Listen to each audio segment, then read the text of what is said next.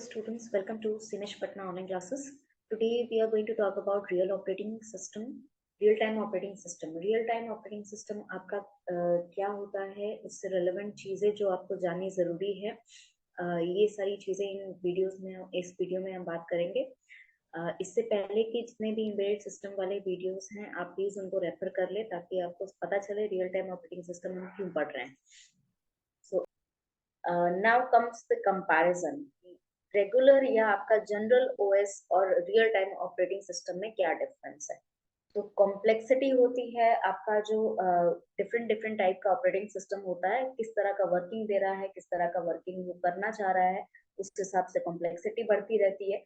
But क्योंकि real time operating system में वो सब चीजें नहीं है, अगर फर्म है तो firm real time operating system है, सॉफ्ट है तो soft real time operating system है, हार्ड है तो hard real time operating system है।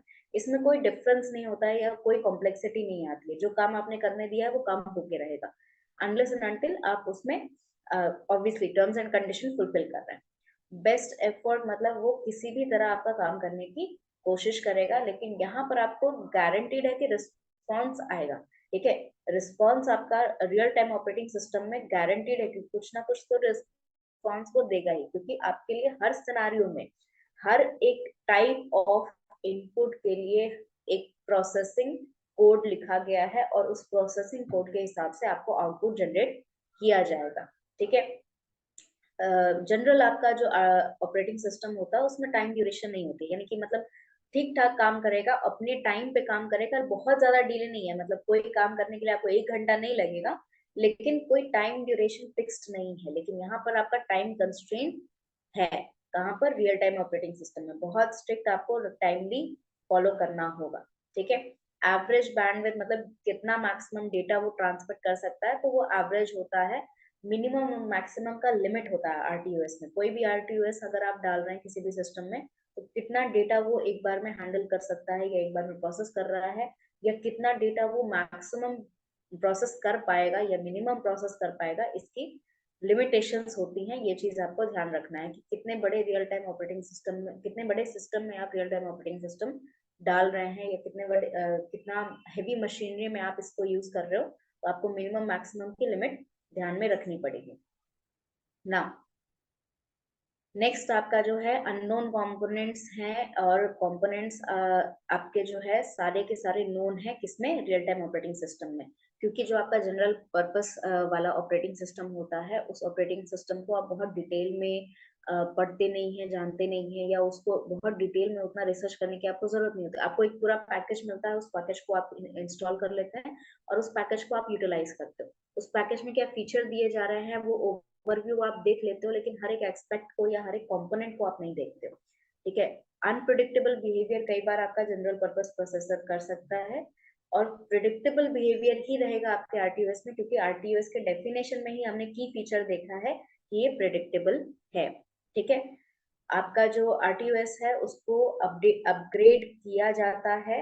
हालांकि आपका जो जनरल पर्पस ऑपरेटिंग सिस्टम है वो भी अपग्रेड किया जा सकता है आज की डेट में, लेकिन वो डिपेंड करता है किस टाइप का ऑपरेटिंग सिस्टम आप यूज कर रहे हैं। सारे टाइप के ऑपरेटिंग सिस्टम आपके अपग्रेडेबल नहीं होते हैं। जो पे कर रहा है या जो आपने ऑपरेटिंग सिस्टम खरीदा हुआ है, वहीं पे आपको यूजुअली अपग्रेड करने का ऑप्शन मिलता है। जहाँ फ्री है या फ्री सोर्स वाला आपका जो ऑपरेटिंग सिस्टम है, वहां आपको अपग्रेड करने का ऑप्शन नहीं मिलेगा।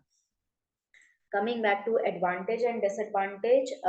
एडवांटेजेस हमारे पास क्या क्या है कि मैक्सिमम यूटिलिटी हम कर सकते हैं, यानी कि जितना यूटिलाइजेशन हम करना चाहते हैं उतना हम आरटीयूएस में कर सकते हैं। या लिमिटेशंस नहीं है कि आपको जो है रिसोर्सेज लिमिटेड रखनी है, या जो भी आपका इनपुट डाल रहे हो या आउटपुट डाल रहे हो उसको रिसोर्स को लिमिट करने की जरूरत नहीं है। मैक्सिमम यूटिलाइजेशन हम कर सकते हैं, जितना हम डिवाइस उसमें जितना सिस्टम में डिवाइसेस हम लगाना चाहते हैं उस सबको हम यूटिलाइज कर सकते हैं।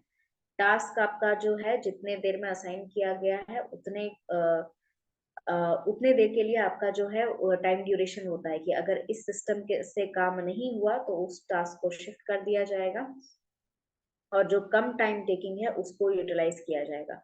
इसका रीजन ये है कि कई बार ऐसा होता है कि आपका जो डेटा है वो या तो गलत इनपुट दे दिया है, या फिर कुछ ऐसा इनपुट दे दिया है जो कि प्रोसेस नहीं हो रहा है, जो कि प्रोसेस नहीं किया जा रहा है, या वो टाइप ऑफ डेटा इनपुट में नहीं आ रहा है जो ऑलरेडी प्री इंस्टॉल्ड। तो उसकी वजह से आपका क्या होता है कि प्रोसेसर स्लो हो जाता है, या RTOS का हमारा जो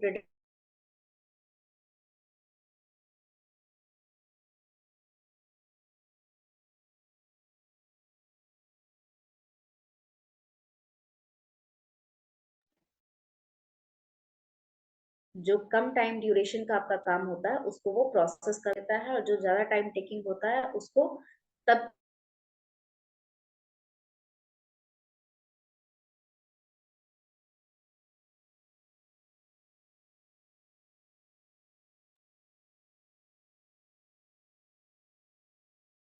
now as I was saying, next आपका जो एप्लीकेशन है, सॉरी एडवांटेज है, दैट इज कि ये फोकस करता है एप्लीकेशन पे, यानी कि जो काम उसको दिया गया है उस काम को करने के लिए, उस एप्लीकेशन को रन करने का उसका जो है पर्पस ज्यादा रहता है। और एप्लीकेशन में क्या मतलब उसमें किस तरह का एप्लीकेशन है, क्या एप्लीकेशन रन करने से उसको कोई आउटपुट मिलेगा नहीं मिलेगा, ये सब चीज पे वो डिपेंड नहीं करता, उसको बस काम दिया गया है वो काम करता है, यानी टाइप ऑफ वर्क को वो डिफाइन नहीं करेगा, उसको जो वर्क दिया गया है वो काम करता रहेगा।